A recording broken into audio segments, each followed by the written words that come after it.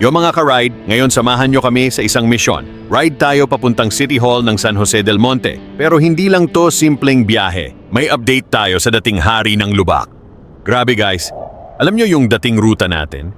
Yung parang obstacle course? Yung kada lubak, parang may mini heart attack ka habang nagda-drive? Pero ngayon, teka lang, plot twist. Ay wow wala na yung dating lubak. As in smooth na yung daan. Parang hindi na siya hari ng lubak. Na-demote na siya. Ha ha ha ha. Sa totoo lang, mukhang may nag-level up na contractor dito ah. Ganito dapat. Hindi yung gawa ngayon, sira bukas. Consistency naman dyan, boss. Pero wait, sa dami ng nadaanan kong lubak dati, sa tingin ko panalo pa rin ang Valenzuela sa Lubak Olympics. Respect naman dyan, ibang level din eh.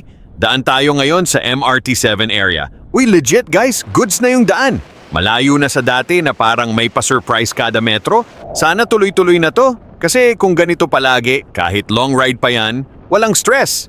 Sige, silip muna tayo dito sa Camela Cielo. Check lang natin kung may bagong ganap.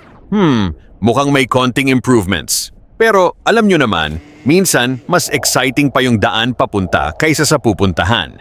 And finally, nandito na tayo sa City Hall ng San Jose del Monte. Grabe guys, ang ganda, malinis, maayos at higit sa lahat, ang bilis ng transaction. Walang masyadong pila, walang hassle. Parang hindi government office ah. Ha ha ha ha ha ha. Sana lahat ganito, efficient, mabilis at hindi ka mapapaisip ng balik ka bukas. So overall, solid ride from hari ng lubak, naging hari ng smooth road. Sana tuloy-tuloy na to, hindi yung babalik ulit sa dati. Kasi ayaw na natin ng rematch sa lubak. Hanggang dito na lang mga ka-ride. Ride safe palagi at iwasan ang lubak. Pero kung wala na, di enjoy na lang natin ang smooth ride.